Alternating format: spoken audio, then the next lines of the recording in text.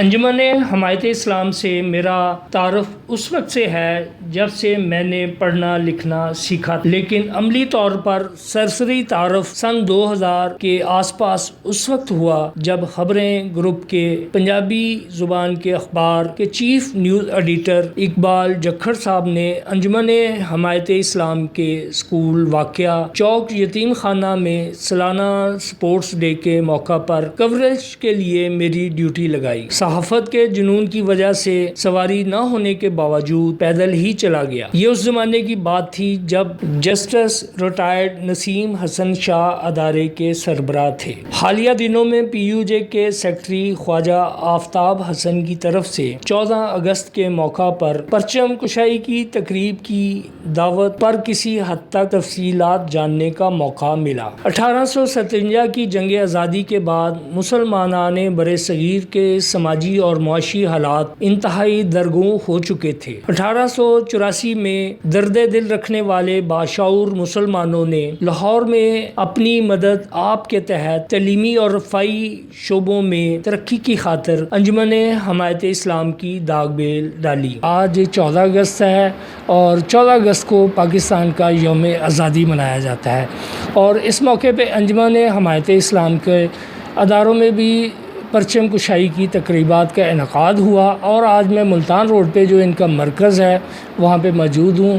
یہاں پہ بچوں کے رہنے کے لیے بلکہ اس کو انجمن حمایت اسلام کا ادارہ بھی کہتے ہیں، اور انہوں نے بے سہارا اور ایسے بچے جو کسی نہ کسی حادثے کی وجہ سے اپنے ماں باپ کو کھو دیتے ہیں، اور معاشرہ ان کو یتیم بچے بھی کہتا ہے، اور اس وقت میں ان کے ادارے میں جونیئر سیکشن میں موجود ہوں۔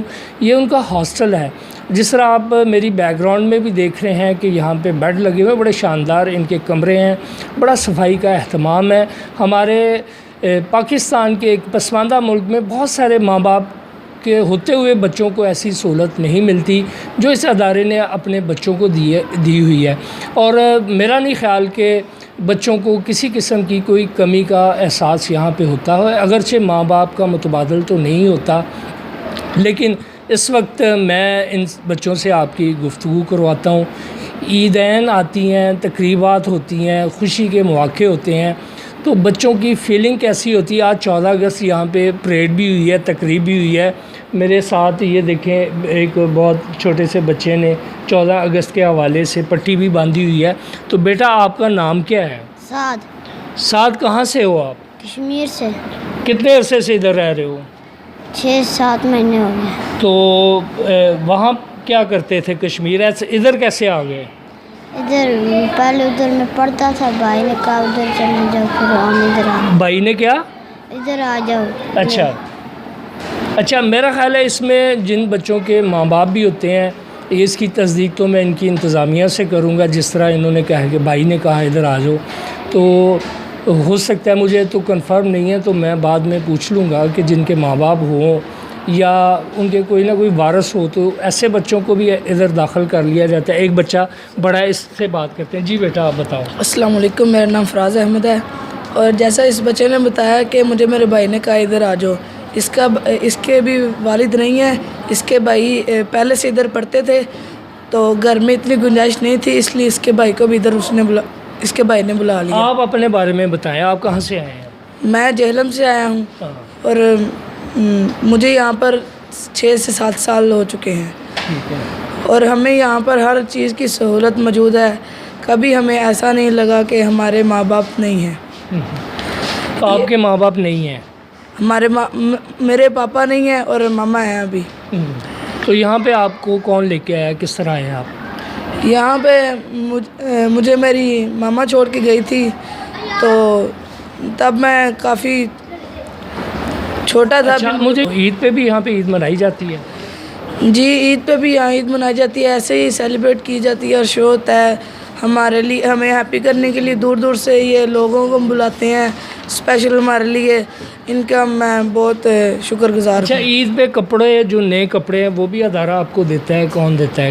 کس طرح پہنتے ہیں؟ جی، عید کے جس طرح ابھی تقریب ختم ہوئی ہے اور بچوں کی بہت بڑی تعداد یہاں پہ آہستہ آہستہ اپنے کمروں میں آ رہی ہے، اور کمرے بھی بڑے صاف ستھرے ہیں، اور مزید بچوں سے بھی میں بات کرواتا ہوں۔ اب کون سا بچہ بات کرنا چاہتا ہے؟ آپ بتائیں گے آپ کہاں سے ہیں؟ چھوڑ دیں سے.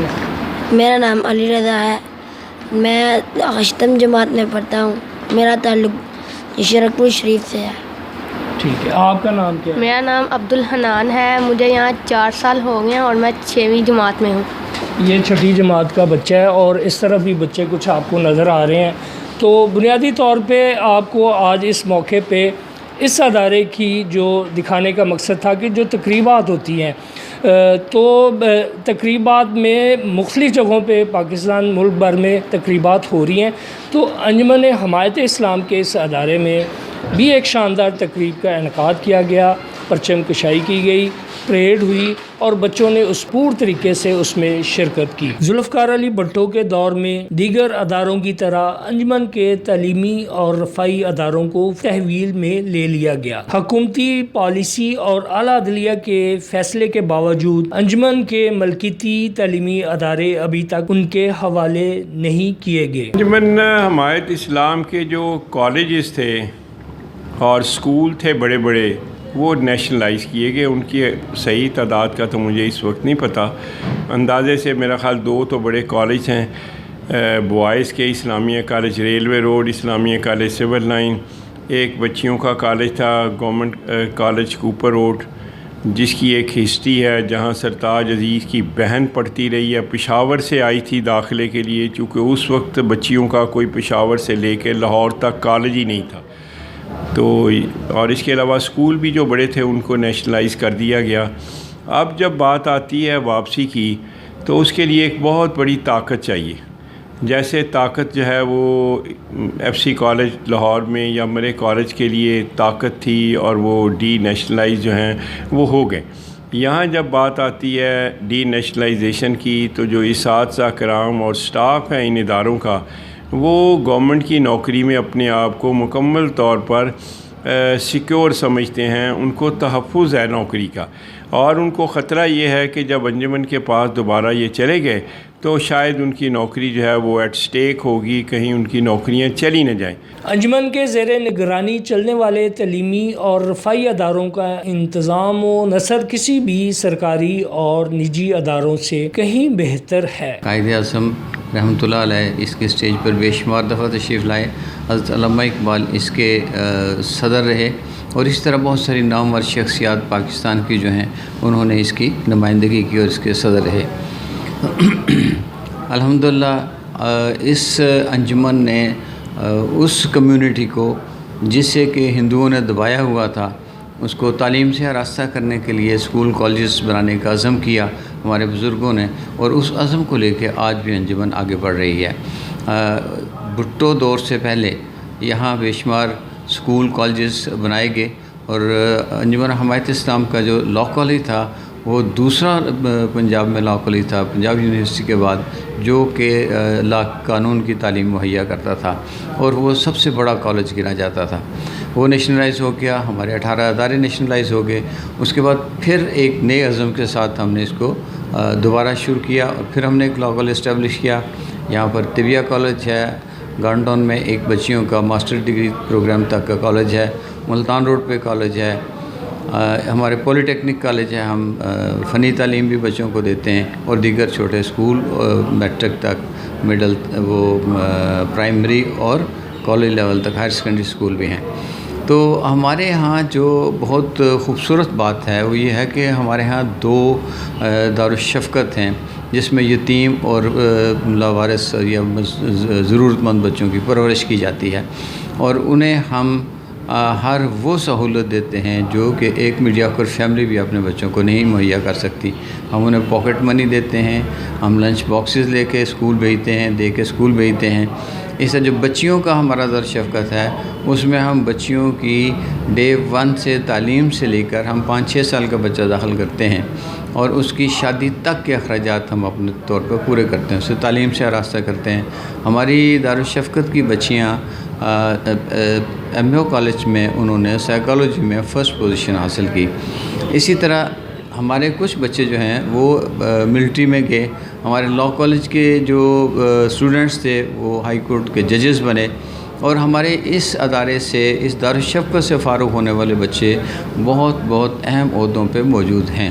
पिछले दिनों मेरे अपने एक अजीज़ उनसे मुलाकात हुई, वो रिटायर्ड कर्नल थे और उन्होंने मुझे बताया कि मैं दारुल शफ़क़त से पढ़ा हुआ हूँ। इस तरह और भी बेशुमार लोग हैं जो कि यहाँ से तालीम लेके तो कामयाब ज़िंदगी गुजारे हैं।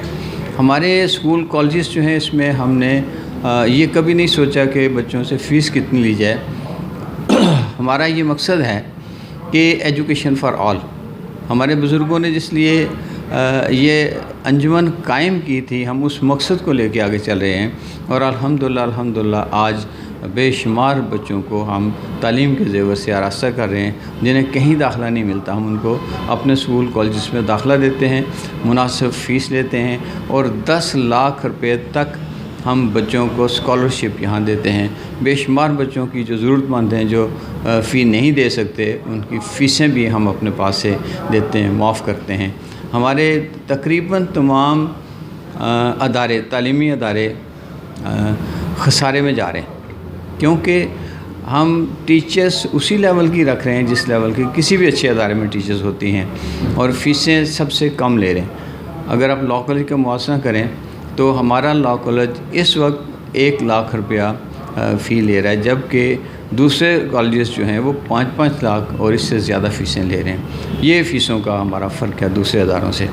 तो तालीम के लिहाज से हमने सारे डिसिप्लिन और सारी सहूलियात वही रखी हैं जो कि किसी अच्छे प्राइवेट अदारे में लोगों को मिलती हैं। फी ज़माना जब सोचे समझे मंसूबे के तहत सरकारी तलीमी अदारों को तबाह व बर्बाद किया जा रहा है ताकि प्राइवेट तलीमी माफिया अवाम की जेबों से अरबों रुपए निकलवा कर अपनी तिजोरियाँ भर सके। बात यह है जी कि कोर्ट ने भी फैसला किया है कि ये इदारे अंजुमन को वापस दे दिए जाएँ, लेकिन जो इसातिज़ा कराम हैं या दीगर स्टाफ है इन इदारों का, वो रिलेक्टेंट हैं और वो रुकावट बनते हैं, अपने लेवल पे पूरी तगोदो करते हैं कि कब्ज़ा ना दिया जाए।